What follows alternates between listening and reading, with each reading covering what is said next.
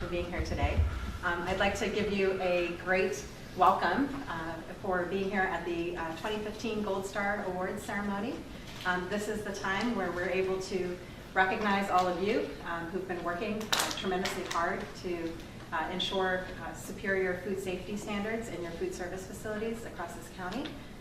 It is also a time when we can celebrate the partnership between public health and the food service industry. So thank you for being here. I know you've worked really hard to achieve the Gold Star Award, and we'll definitely want to recognize each one of you individually for being here. Before I do that, though, I wanted to recognize some special guests that we have here in the room today. Ms. Karen Soder, the District Secretary for Senator Steve Waugh. Ms. Soder will be presenting some State General Assembly recognitions to the facilities receiving the Gold Star Awards today. So thank you for arranging this and for being here today. Also, I want to recognize individuals from the schools, certain individuals from the schools, Dr. Jeff Walker, who's the Assistant Superintendent Supporting Services. Thank you. Megan Duran, who's the Director of Food and Nutritional Services. Thank you. Also want to recognize Lori Jennings-Harris, who's the Director for the Department of Aging and Human Services. Thanks for being here. And also Ms. Robin Finicon, who's our Deputy Director for the Department of Economic Development. She'll be joining me in a few moments to say a few words of welcome as well. I think most of you recognize our health department team members who come and visit you on a regular basis. Daryl Cavano, who's our Environmental Health Director. Mark Morris, our Food Safety Director. Bonnie Williams, our Environmental Health Specialist. And Kim Eggman, who's also our Environmental Health Specialist. I know you recognize their faces. So, this week is National Public Health Week. We like to hold this ceremony during this time because it's a chance for us to recognize our partners in public health. Our theme this year for National Public Health Week is creating a healthier generation, creating a healthier nation in one generation, 2030. And I think the theme and the week really reminds us to keep focused on our vision of offering and ensuring that our residents have access to better health. It also is a great time for us to step back and, as I said before, celebrate our partnerships. And I think, and celebrate our successes, really, in getting to where we are now. The partnership between the food service industry and public health has really been there for decades, and centuries, some would say. We've had tremendous success in protecting residents and visitors to our jurisdictions from foodborne illness. Because of the partnership between the food service industry and public health, we've had tremendous success in decreasing the rates of foodborne illness in our country, and also decreasing the death and the numbers of deaths in our country from foodborne illness. So it is really a success to celebrate during this National Public Health Week. We have partnered in many ways, and we've ensured that our residents have access to healthy and safe food in many different ways, from promoting healthy food choices to ensuring that our children eat well at school, ensuring safe drinking water, food labeling so consumers know what they're intaking, and certainly what we do in response to food recalls, so kind of a rapid response to food recalls. I think we have that here in Maryland as well. So there's a lot going on with this partnership. In 2008, though, we wanted to specifically recognize what you all are doing in the food service industry. And that was when we had started our Gold Star Awards ceremony. And this Gold Star Award program allows us to recognize the superior standards that you all have been meeting and providing for our residents here in St. Mary's County when it comes to food safety. And Mark Morris, our Food Safety Director, will talk a little bit about what those standards are and certainly begin the award ceremony process. What I do want to mention is since 2008, we've awarded nearly 300 Gold Star Awards to food service facilities in our county. Many of those awards have been to the same facilities year after year, so they're demonstrating excellence year after year on behalf of our residents. It really is a great accomplishment. It's not an easy accomplishment. Less than 10% of nearly 500 food service facilities in our county are able to demonstrate the dedication and attention to detail that it really takes to get the Gold Star Award recognition. So really, it's a tremendous accomplishment, and thank you for your dedication and for your attention to detail. I'd like to invite Robin Finicom to come up and say a few words. She's, of course, Deputy Director for the Department of Economic Development here in our county. At this ceremony each year, you might be like, well, why economic development? Why not some other department of county government? Clearly, not only is health department tied to food service, but food service is tied to quality of life, right? I mean, it's just there. We all want to eat. We want to have healthy foods and choices and the like. But more importantly, our county is now looking at, how we might broaden our economy. There's no one here who doesn't know that we're overly dependent on defense spending, and rightly so. It's a great source for our economy and keeps growing jobs and opportunities, bringing in highly skilled people, having us on the cutting edge of innovation. I mean, there's lots going on. But when sequestration hit, you notice the furlough days, and for those who are in restaurants or maybe catering, there was an immediate ripple effect on our local economy. And that trailing effect on revenue sources, taxes, be they amusement tax or anything, that we can see that in the county's budgets going forward. So we've not quite gotten out of it. But what it did is it was a real kick in the tail to say, we can't continue with business as usual. We have sat fat and happy and thrilled and supported the Navy. It's been the backbone of our county, but we can't be that vulnerable. Now, are we ever going to lose PACs? No, that's not happening. But are we wise to have all our chickens in one basket or eggs or something like that? No, that's not a smart way to go for any economy. So if we want to think about resilience, having more opportunities for middle-income jobs to grow versus just engineering, science and engineering jobs, then we really have to take a different look at how we address economic development. So you're like, why did this lady give me this chart? Today's class, what we have here, I wanted you to take a look. And we've done economic development in a traditional way, and this is communities across the country, across the world. You usually think in terms of people and place-based strategies. People, workforce development, quality education, those sorts of things. How do you get a healthy workforce and a really progressive workforce? So people-based strategies, and then place-based strategies. We are a peninsula, we're a bit remote, so what are our assets? We have, access to the Atlantic for restricted airspace. We have a unique, beautiful area. Most communities are going, well, we need good roads and good hospitals and good schools. And thinking along those lines and building your economic development strategies to people and place-based is very traditional. We'd never give up on that. We're always going to need good roads and good schools and good health care. But if we want to kind of pivot, if we want to make a little difference, if we want to create opportunities for new types of business growth, we really have to do some different things. To say if we continue to do the same things, we'll get the same results. We'll get an ever-deepening defense-dependent economy. So what we want to do is we want to look at another way of looking at the region. And of course, I failed to mention that we're always protecting PACs. So this center idol here, the traditional economic development strategies and the things we do to protect PACs, whether it's BRAC proofing or being concerned about density and encroachment right outside the gate, all of those very things are very strategic, very important, and they will continue. But if we look at how to make a difference, how to pivot, then we really have to say, well, why should we? What's coming on in the economy? What's happening that might demand a different way or create another opportunity? And what we're finding out is that there's really a third, fourth, fifth, whatever, I don't know, thing that's come into being with economic development that's beyond just, do you have a good product? Do you have infrastructure? Do you have the workforce? It's about an experience. And what does that mean? In a retail setting, has anybody been to Bass Pro Shops? Has anyone gone to one of those stores? Well, they have nailed the experience, right? Yeah. I mean, I don't even like sports, and I could stay there all day long. I mean, you just want to wander and do and touch everything, and there's unique displays, and it's informative. You go, oh my gosh, I need that now. I mean, you're just ready. You're ready to be engaged. You're ready to stay there. It's a high-touch, 360 kind of experience. Well, we're finding now that people want that throughout their work environment, throughout their home environment, throughout their relationships to schools, healthcare, home. It's the experience is this fifth part of an economic development strategy. And why is that?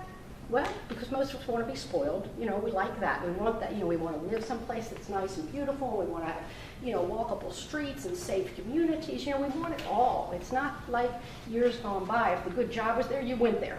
I mean, when Lexington Park was first developing, at the top of World War II, it was funky, a little funky now, but still, I mean, when you think about it, people came because there was a job and a good wage for families, and you had a future. You didn't question whether there was a nice park to play in. You didn't, that wasn't what you were thinking about. But if you're raising a family today, does it have the good schools? Is it a safe place? Is there a place for me to to engage, recreate, and the like? And the other piece that's underlying this is the role of millennials, I can never say that word, we gotta change it, in the future economy. Millennials, as a group, will eclipse the number of the baby boomer generation. So those folks who are about 18 to 35 now will become this huge buying power for the future. They will, I think, peak, I think the data is something like 2025 is when they'll peak in terms of numbers. No, it's 2036, excuse me. 81.1 million and 2036, so they will rule the demand signals in terms of buying or what talent base they have and the like. And so if we're not thinking about what millennials want, then we're going to be left behind as a community. And what we understand millennials want is that total experience. They want a place to network. They want Wi-Fi everywhere. They want settings that are authentic, as well as access to traditional, franchise types of food experiences. They, again, like everybody, want the good schools, the good health care, and the like, but they want it somehow linked together. They'd like to give up the car, maybe favor a bike or walking. So they're not looking at a place where they can take their talent or spend their dollars simply on, is it a good job? In fact, we know here in St. Mary's County, we've got the good jobs. We're attracting engineers, young engineers out of college or master's, but they don't stay long enough. They're not putting down the roots. And so we keep losing that brain power. Every time we train somebody, they take their engineering degree and their experience and they go to another area. So if we're going to make a difference, retain millennials in terms of their ability to support the economy for diversification, then we really have to think about delivering the whole experience. So what does that have to do with restaurants or food services in school? Because you're part of the fabric of the whole experience. We can't have one missing piece of the discussion. Remember when, before Olive Garden opened up, it's like, why don't we have an Olive Garden? And Olive Garden's opened up and Cracker Barrel, I mean, those places are packed every 5 seconds. And it's just amazing. Nobody eats at home anymore, right? But there's a predictability. They can expect it to be clean. They can expect, the menu to be priced. They can expect the service to be at a certain level. Well, that doesn't leave an option for our school cafeterias to not be clean and have friendly service and be efficient, right? And cost effective. Nor does it leave room for our traditional restaurants and the Wawas and all to be any less competitive, given that that's what the public has come to demand.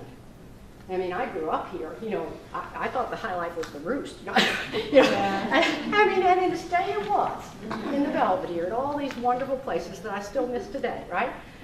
But most people are not looking for the Roost today. They're looking for a different setting that's a little bit more predictable. And what's interesting about millennials is they're looking for more authentic places, which is like, well, shoot, the mom and pops are going out of business because you won't go there, down to, Dense Market, Country Store, Buzzy Store, going to Scheibel's and all. But they're actually going to change that discussion for our economy as well. So if we think about driving a difference, we're going to be looking at the role of innovation, which certainly plays a role in food service and healthcare and the like, how innovation might drive what we do in terms of growing jobs. And part of that, again, is that total experience. We're also going to be looking at what we call traded clusters, and that simply means that a business is selling to another community outside of the backyard. And why is that important? Well, a restaurant, you sell to me, and your wage goes home, but you're selling to me. But if you were, let's say, packaging and selling food outside at the market, well, you're getting money from you know, Mr. Jones over here, it's coming back to your community, but you're not having to raise that child in the school system. You're not having to worry about the road capacity. So it's money coming in for what you're doing, and yet it doesn't have that same economic impact in a negative way on the economy. St. Mary's County is second only to Howard County in the percentage, the high percentage of traded clusters. 42% of our industries are traded clusters. Now again, it goes back to defense, okay? But that's a leg up. We want more of that kind of business. And what we're looking at is manufacturing. Right now, manufacturing makes up 2% of our economy, and yet it pays the third highest wages in St. Mary's County. And we know about high wages, right? Civil servants on the base, average wage is $190,000, big bucks, good jobs. But the third highest is in manufacturing. Well, what do we mean? You know, and what happens there? And how am I going to get somebody to consider opening or starting and looking at manufacturing for a career path or a business opportunity? How am I going to attract young people into something that sounds like an old trade? Well, I don't want to be on an assembly line, you know? How do we get beyond those images? It goes back again to this whole experience. And what we have to offer is a technology progressive community in a pristine rural setting. We know about it as a gem, right? But we also know most people are still scratching their head wondering if we're on the Eastern Shore. You know, where's the Western Shore? What, St. Mary's, huh? You know? So we have an image to deal with, and fairly or unfairly, we have that country bumpkin image in a lot of people's heads, right? So if our facilities and if our folks are not delivering at top drawer Ritz-Carlton kinds of experiences everywhere we go, whether it's at the gas station or at Scheibel's or in the school cafeteria, then we step back one step. We give them reason to go, yeah, that place. What we want to say is, my goodness, we can grow high engineering tech kind of manufacturing, not smokestack. We can look at our agriculture and take advantage of that farm-to-table experience that people are looking for. They want organic foods. They want to go to the vegetable stand on the side of the corner. Those are things that go right back to healthy eating that we can exploit in a good way. That's what we're about. Our ag seafood history, it has direct relationship to the things that we can maximize now because there's a public appetite for it more and more. So the Gold Star, it's incredibly important to economic development because it sets a bar way up here and says nothing less will do. Nothing less will do. And so you figure a school system, not only are the academics high and pushing those kids to succeed, but they will have a total experience. You know, when they go into the cafeteria, it's going to be squeaky clean, it's going to be a healthy lunch, it's going to be great. And when they go into a restaurant or they hire a caterer, it's going to be top shelf. It is not going to be anything less than you would expect in the most progressive, expensive communities across the country. And that's what we have to do. If we're going to toot our horn, we have to think about the total experience and why it's all interrelated, and we have to be way up there with our goals. And Gold Star, quite frankly, is the first to step into that arena. It's into that space saying, it ain't good enough just to, put it on the plate. It has to meet this condition, that condition. It's all about excellence, driving excellence. So I commend the health department because they're driving excellence, and all of you, you're responding to it. In fact, you were probably excellent before they gave you a star. But it's nice to have that recognition, and it's also nice to see yourself in the broader sense. It's not just the school cafeteria. You are tying into the total experience of our community that's going to drive a difference, that's going to help us put those pieces together to start to pivot the economy in a way that will benefit all St. Mary's County, if not the region overall. So I commend you. I thank you for inviting me, and I hope you'll say, well, I don't really know what this is yet, still, but it's a pretty chart. So thank you so much. Congratulations again.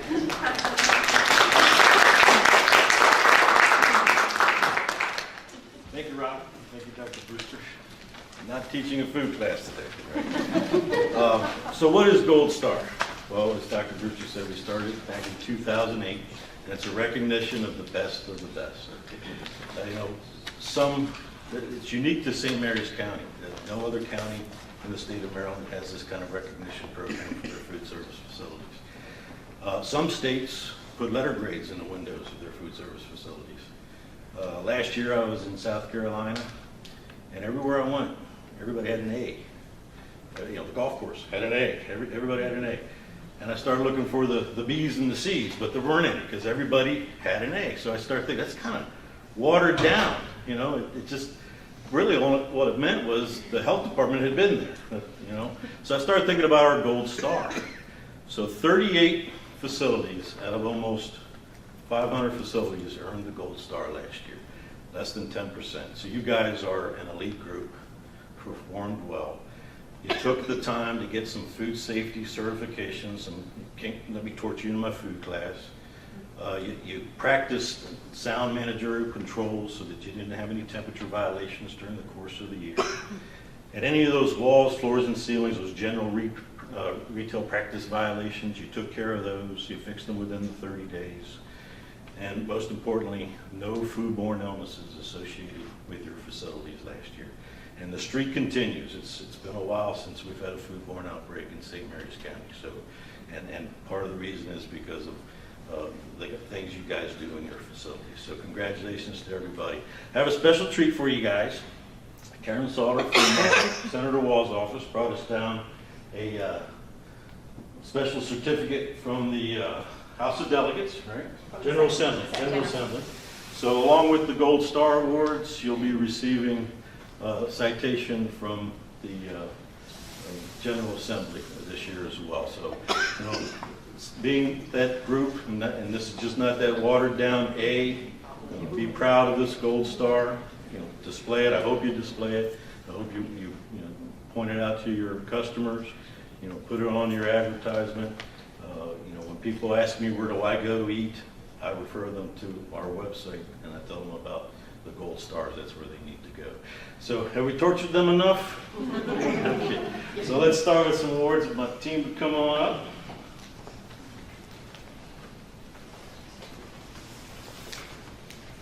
Karen, do you want to maybe read one of the General Assembly citations and talk a little bit about that and what it means? When they invited Senator Wall, and he's still in session. Session ends Monday, so he's fighting to keep the money down here in St. Mary's County. The General Assembly is trying to put it all in Montgomery County and and Baltimore City, like they always do. Yeah, exactly. So I'll just the senator was invited, like I said, and he couldn't make it. He asked me to come, and he said he wanted to offer congratulations. He said I can offer a big.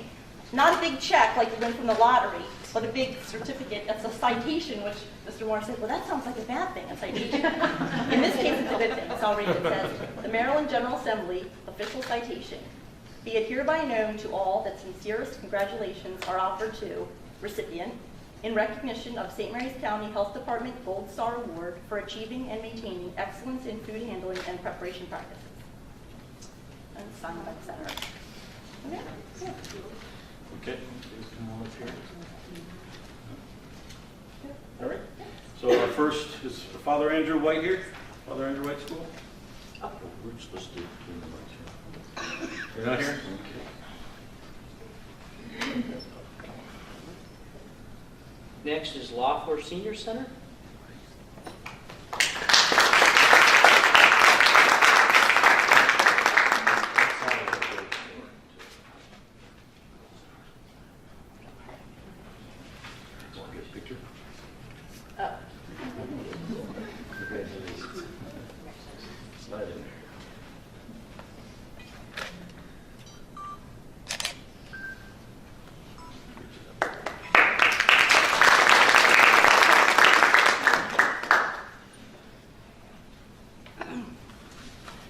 Northern Senior Center.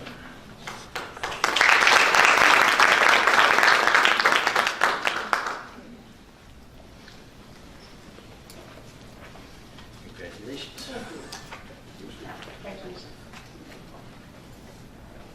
Thank you.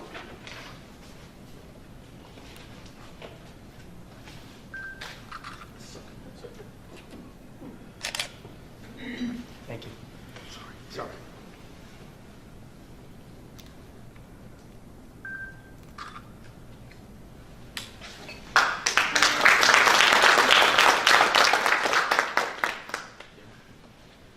And we'll go with the schools. Benjamin Banneker Elementary School A.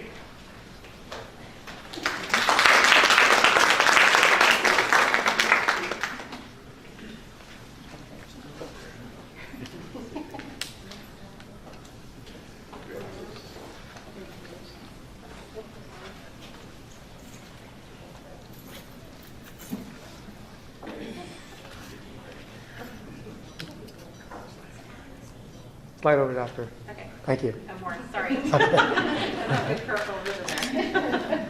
Very good. Thank you. Thank you.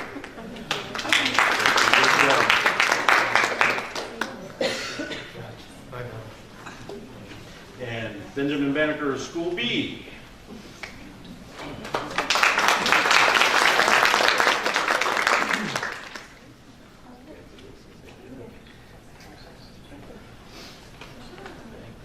Short.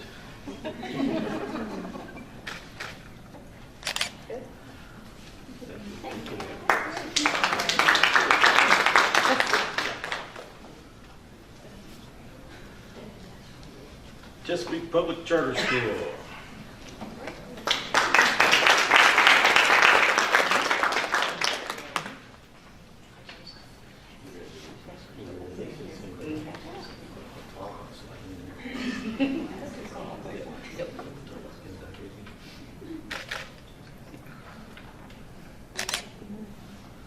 Thank you.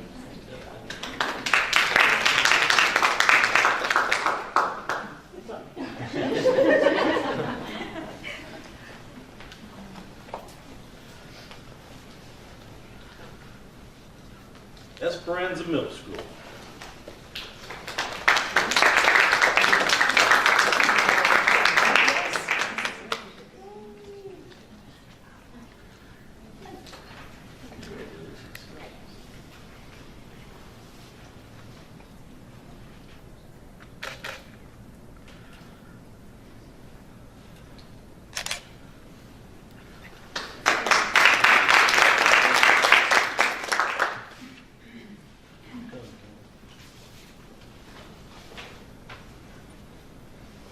Evergreen Elementary School.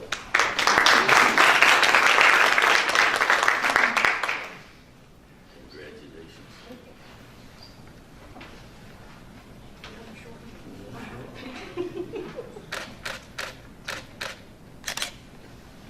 Short is not allowed.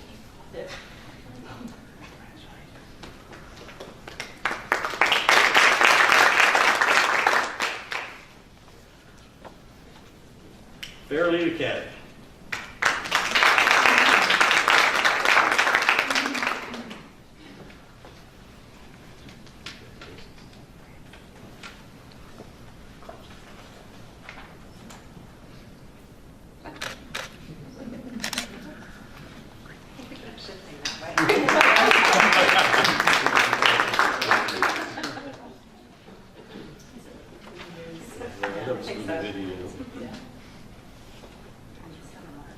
Fairlead Academy 2.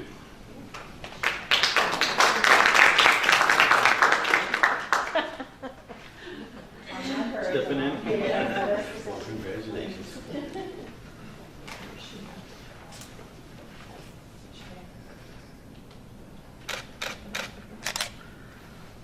Thank you.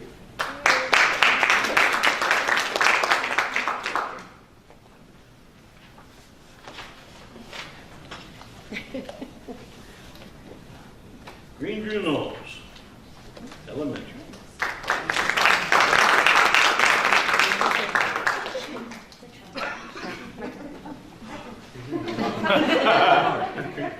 That was no lie.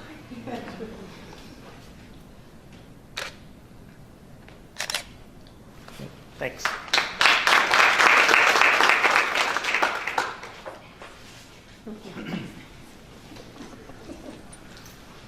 George Washington Carver Elementary.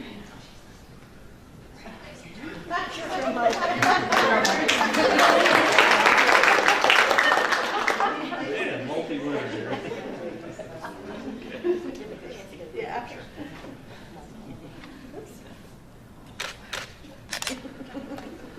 Thank you.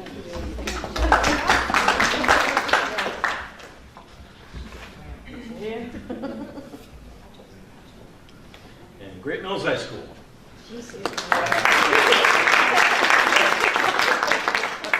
You don't have to go. Yeah, thank you. Congratulations. Thank you. Congratulations.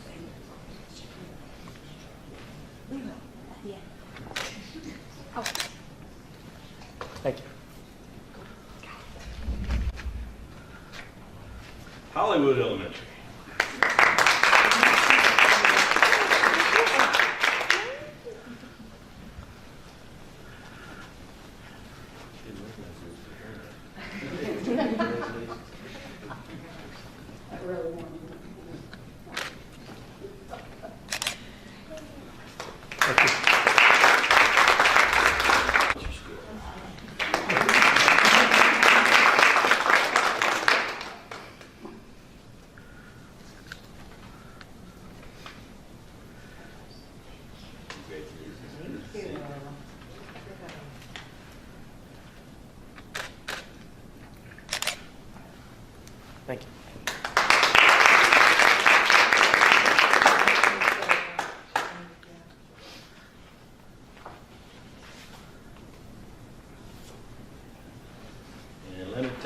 School.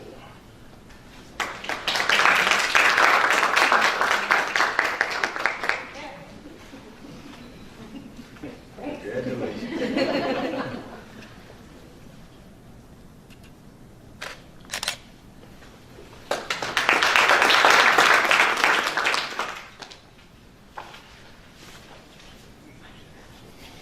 Yeah, exactly. And Letty Dent Elementary School.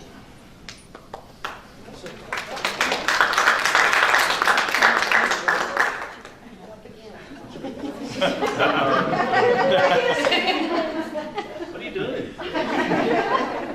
You see me everywhere.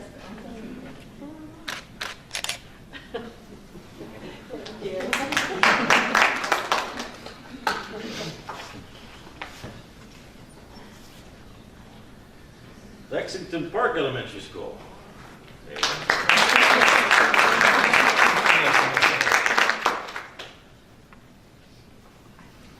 Congratulations.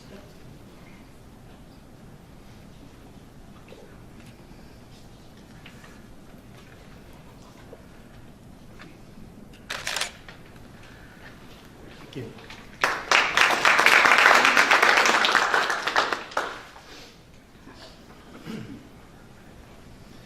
Margaret Grant Middle School.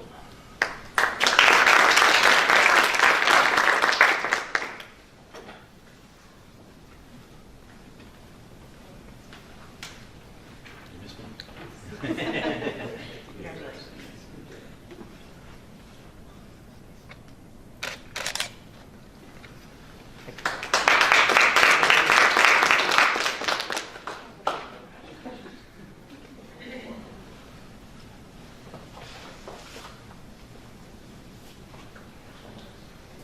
And Mechanicsville Elementary School.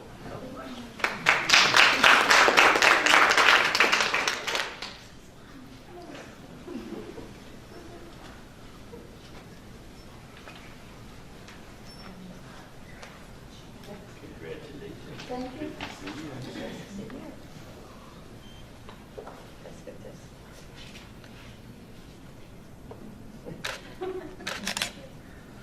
Thank you.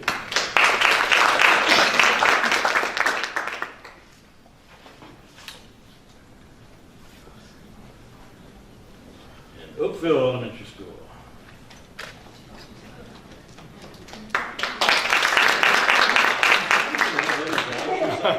Just stay up there.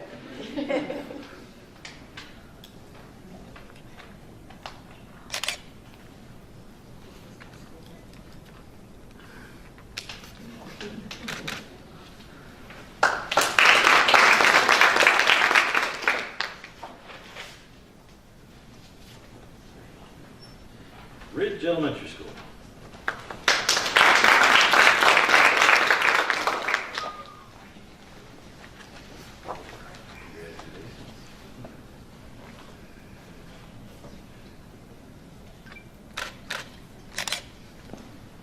Thank you.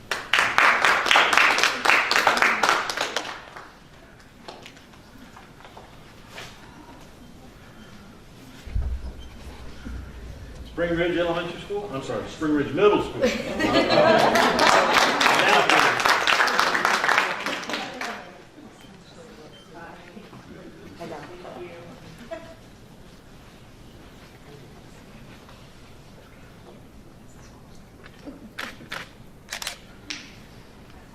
Thank you.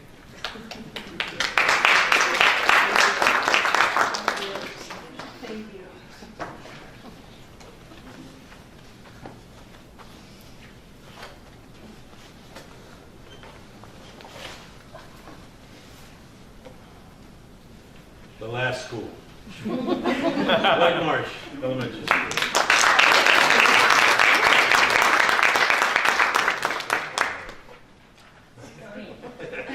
Hello, Buster.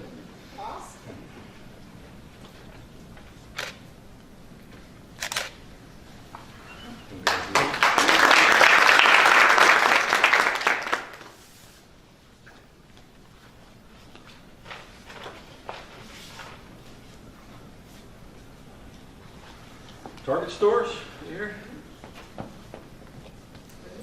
Okay. No substitute for that Come one. on, come on. I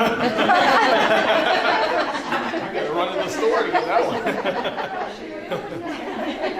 one. No designated substitutes on that side. Anybody with red shirt? Lynn's Catering. Lynn Brady? No.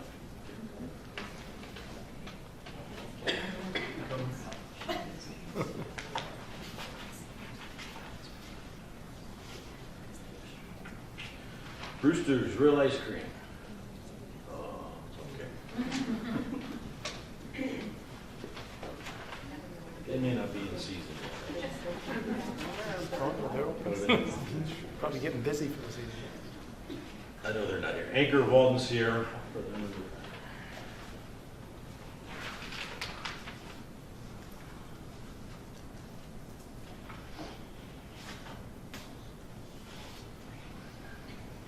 Personalized Touch Catering.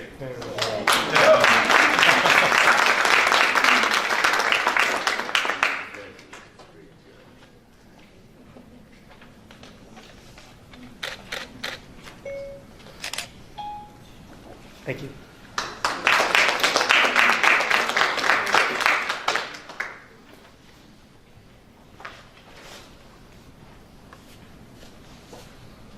Anita's Wedding Cakes. Anita here?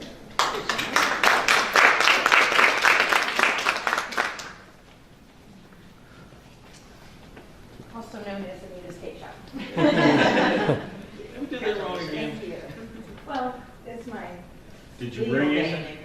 But you didn't bring any. so. No, I did not.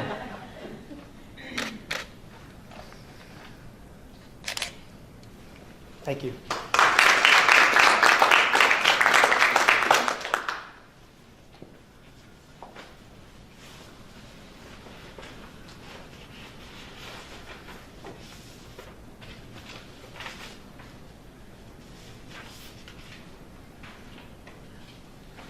Noodles and Company. Anybody from Noodles? Okay.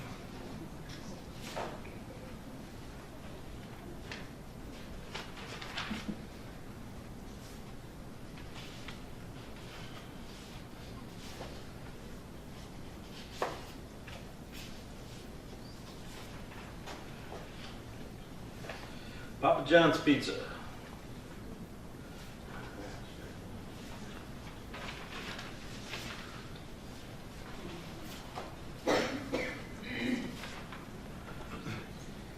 And Sheets 318.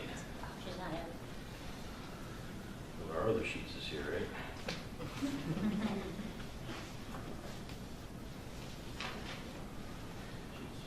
Sheets 292. Where is that one located? Yeah, which one is Yeah, which that? one? California, The next to Nicoletti's. Chancellors and 235, right.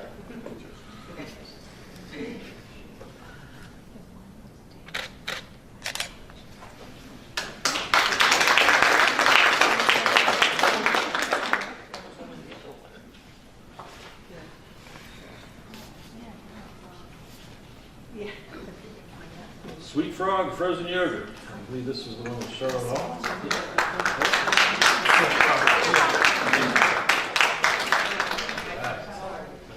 Congratulations.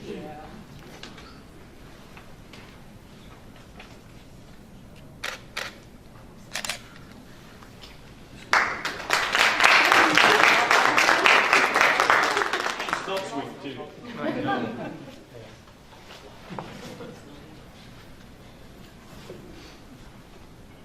Wildwood Pastry Shop?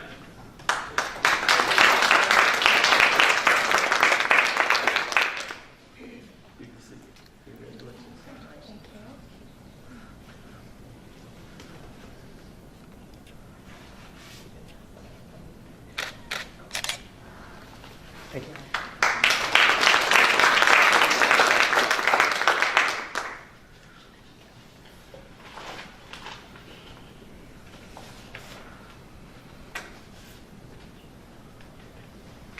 I know everybody's gonna be glad this is on there. Chick-fil-A.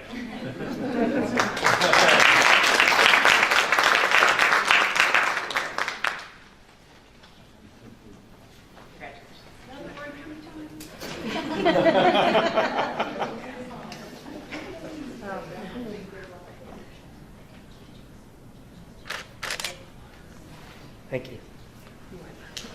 These guys, I want to post it for my folks.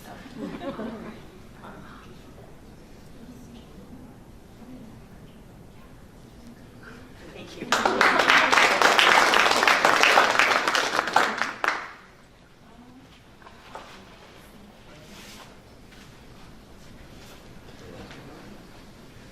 Olive Garden. Olive Garden, okay. But we can eat it. Well, that's the last one. That wraps up our ceremony. Thank you all. Thank you all for being here. And,